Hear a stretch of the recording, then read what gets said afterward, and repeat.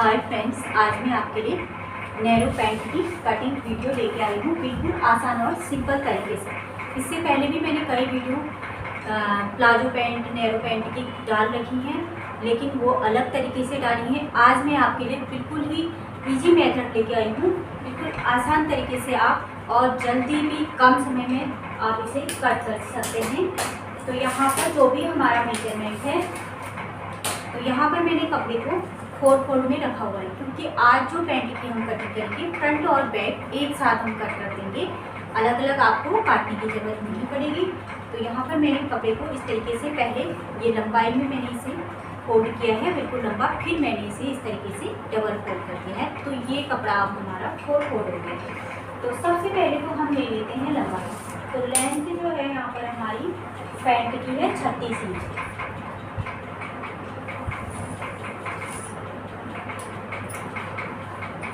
तो यहाँ पर 36 इंच पर मैंने निशान पहले से ही लगा रखा है, और यहाँ पर भी मैं 36 इंच पर निशान लगाने के बाद नीचे हमारा फोल्डिंग के लिए 2 इंच मैंने मार्जिन रखा है। टोटल मैंने यहाँ पर 38 इंच पैंट की लंबाई रख ली है। तो 36 इंच यहाँ लंबाई हमने रखी है। तो ऊपर हमारा क्या आएगा, 1.5 इंच की हमारी बेल्ट आती है। तो यहाँ पर मैं क्या करूँगी, 1 इंच यहाँ पर मैंने कम कर लेना है लंबाई में से, क्योंकि 1.5 इंच की हमारी बेल्ट आएगी। तो 1.5 इंच की बेल्ट पे मैंने 1 इंच कम किया, क्योंकि यहाँ पर क्या है, आधा इंच जितना मार्जिन हमारा बेल्ट में जोड़ने में चले जाता है। तो मैंने यहाँ पर 1 इंच कम कर दिया है। तो टोटल मैं यहाँ पर 35 इंच ले रही हूँ। तो इस तरीके से 35 इंच का मैंने निशान लगा दिया, और इस निशान को मैं सीधा कर दूँगी।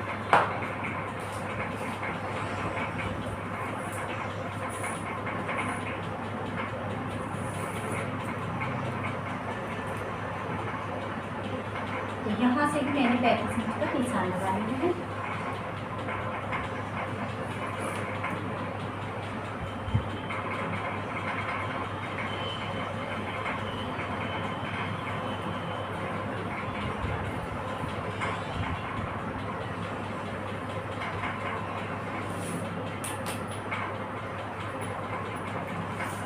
और इस निशान को भी हम सीधा करेंगे।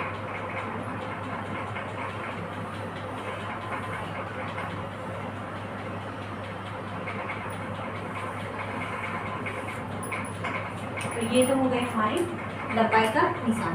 तो अब हमने ये निकालना है यहाँ पर हम बेल्ट कितनी रखेंगे।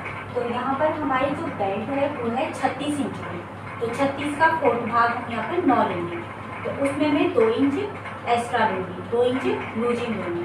2 इंच लूजिंग हम 1 इंच को यहाँ पर प्लेट डालते हैं और 1 इंच सिलाई मार्जिन लूँगी। तो अगर आपको पैंट थोड़ा यहाँ पर जो है कस्टमर के अकॉर्डिंग होता है, थोड़ा लूज मांगा है, तो यहाँ पर मैंने करीबन 12 इंच रख लिया है।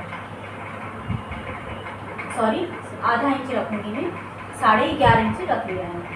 अगर आपको बिल्कुल फिटिंग का पहनना है तो आप यहाँ पर 2 इंच ही बढ़ाएं, उससे ज़्यादा नहीं बढ़ाएं। तो यहाँ पर टोटल मैंने 11.5 का निशान लगाया। जितना भी हमारी बेल्ट थी, 36 इंच की बेल्ट थी, उसमें मैंने 2.5 इंच बढ़ा लिया। आप 2 इंच भी बढ़ा सकते हैं, मैंने 2.5 इंच बढ़ा लिया। अगर लूज पहननी है तो 2.5 इंच, आप 2.5-3 इंच तक आप बढ़ा सकते हैं, लूजिंग रख सकते हैं। अब रखेंगे हम आसन।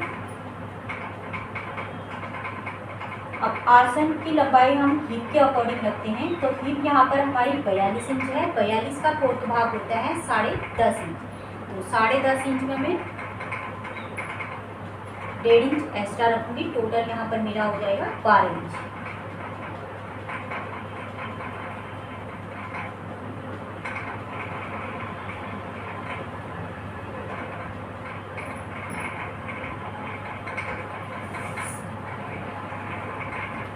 यहाँ से अब हम लगाएंगे हम थाई का निशान। तो आसन का तो आपने देख लिया होगा, जितना भी हमारा हिप राउंड था उसमें हमने चौथा हिस्सा लेके हिप राउंड का चौथा हिस्सा प्लस 1.5 इंच हमने रख लिया। अब यहाँ पर हमारे जो 28 इंच की थाई है, थाई हमारी 28 इंच है। तो यहाँ पर मैंने 14 इंच पर निशान लगाना है। 28 का दूसरा हिस्सा हमने रखना है। यहाँ पर थाई हमारी 28 है, तो यहाँ पे दूसरा हिस्सा 14 पर मैंने निशान लगाया।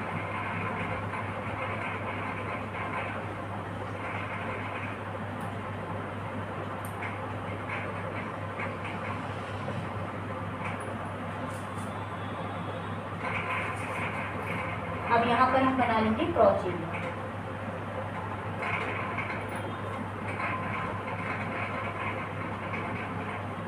अब ये जो क्रॉच एरिया होता है, आज मैं आपको ये भी इसमें बता देती हूँ। इसका जो क्रॉच एरिया होता है बिल्कुल हम यहाँ पर से ऐसे नहीं करेंगे, बिल्कुल यहाँ पर से ऐसे नहीं करेंगे।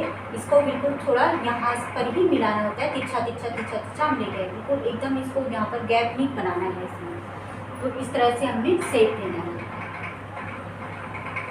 तो ये तो हो गया हमारा थाई का नाम।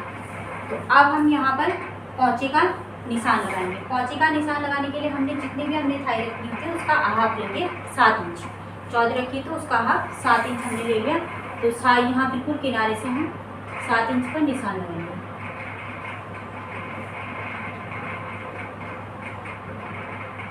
सात इंच पर हमने निशान लगा लिया। अब ये हो गया हमारा सेंटर। तो इसमें अब हम क्या करेंगे, 3.5 इंच, जितनी भी हमारी मोहरी 13 इंच की है तो यहाँ पर हमने क्या करना है, 3.5 इंच इधर नाप लगाएंगे, 3.5 इधर, सेंटर से 3.5 इधर, 3.5 उधर। जितना भी आप पौंचा रखना चाहें, सेंटर से आधा इधर। अगर आपको 14 रखना है तो आप 3.5 4 आप यहाँ पे रख सकते हैं। मैंने यहाँ पर 3.5 रखा है क्योंकि मेरा जो पौंचा है वो 13 इंच का है।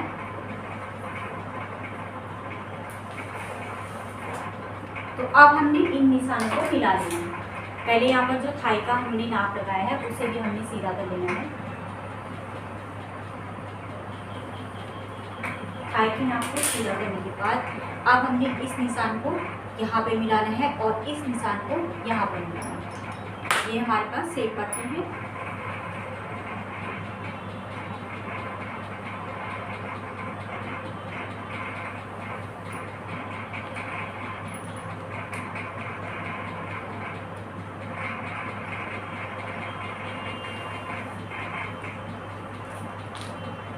अब यहाँ पर क्या होता है, थोड़ा हम यहाँ पर अगर हम ऐसे कर देते हैं यहाँ पर नोक जैसे आ जाती हैं, तो यहाँ पर के लिए हमने इस तरीके से लेना होता है।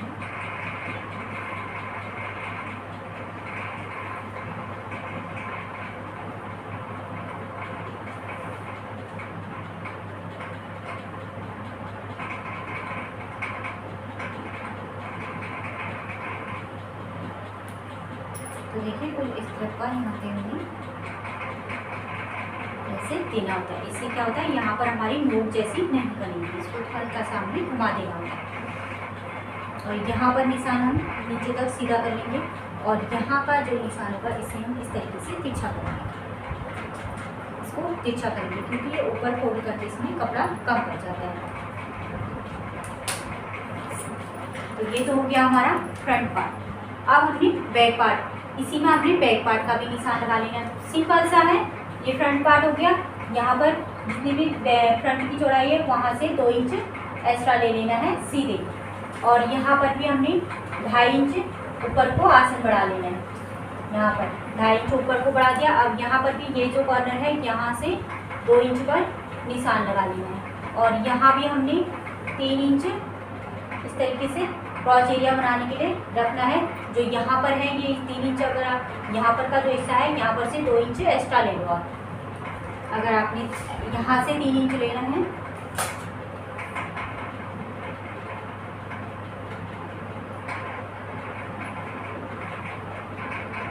तो देखिए यहाँ पर से क्रॉच एरिया बनाने के लिए हमने 3 इंच एक्स्ट्रा ले लिया यहाँ कॉर्नर से इस तरीके से। वैसे ही हमने यहाँ पर भी 3 इंच है हमारा फ्रंट वाले में भी, तो यहाँ पर भी हमने 3 इंच रख लिया। तो यहाँ पर भी हमने क्रॉच एरिया बढ़ा लेना है।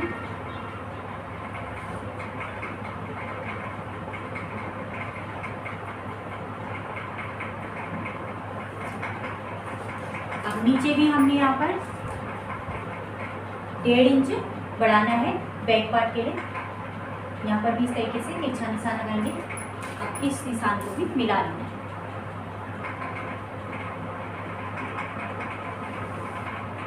इस तरीके से अब यहाँ पर भी हमने क्या करना है, जो बैक का आसन था हमने यहाँ पर 2.5 इंच ऊपर को बढ़ा रखा है। बैक में हम आसन बढ़ा के रखते हैं आसन में, और यहाँ हमने बराबर इसी में मिला लेना होता है इस तरीके से तिरछा। तो ये तो आप हमारा बैक पार्ट हो गया और ये फ्रंट पार्ट हो गया। अब कटिंग करते समय हमने पहले बैक पार्ट की कटिंग कर लेनी है।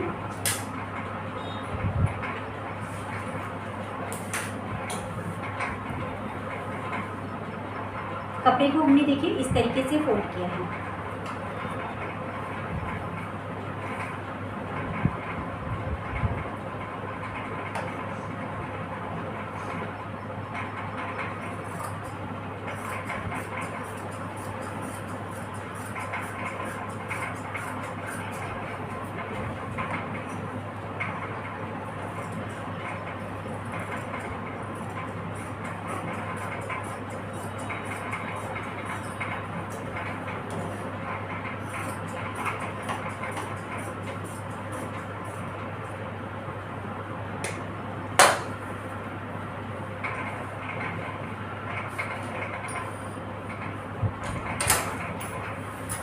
इधर साइड से हमने चाहे फ्रंट को बैक को कुछ नहीं बढ़ाना है, दोनों का हम बराबर रखते हैं। तो इधर मैंने कटिंग कर ली है।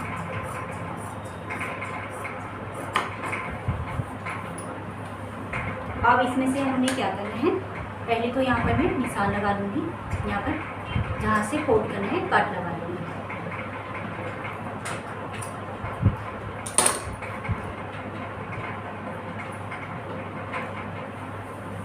दो पार्ट मैंने निकाल लिए हैं। अब इस पार्ट को हम कटिंग करते हैं।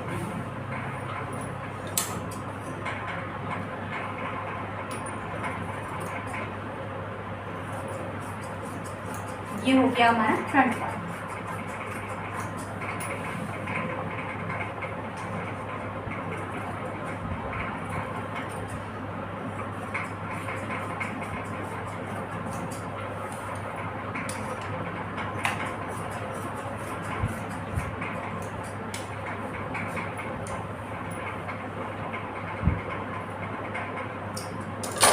तो ये फ्रंट और बैक दोनों पार्ट कट हो गए हैं।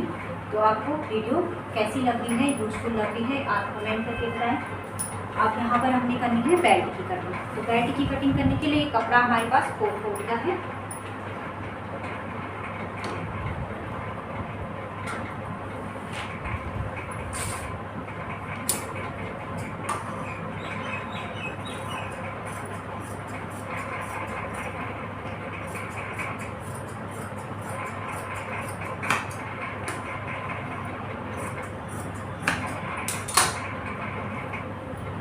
तो ये हो गया हमारा बेल्ट। ये पॉकेट होगी। पॉकेट कट करने के लिए यहाँ पर देखेंगे 13 इंच लूँगी। टोटल 13.5 इंच पर मैंने निशान लगा लिया और यहाँ से इस तरीके से सेट दे देंगे।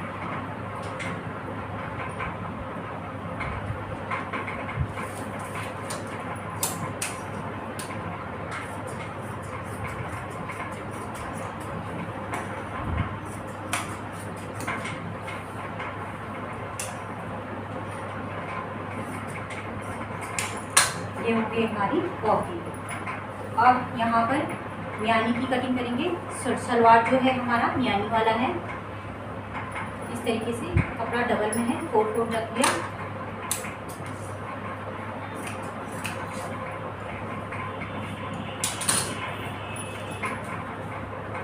मियानी की लंबाई हम 8 इंच रखेंगे।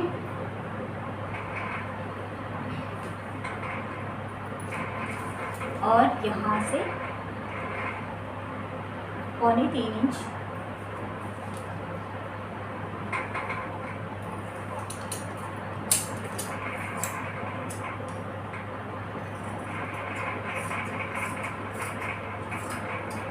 तो इस तरीके से कट कर लेंगे मैनी को।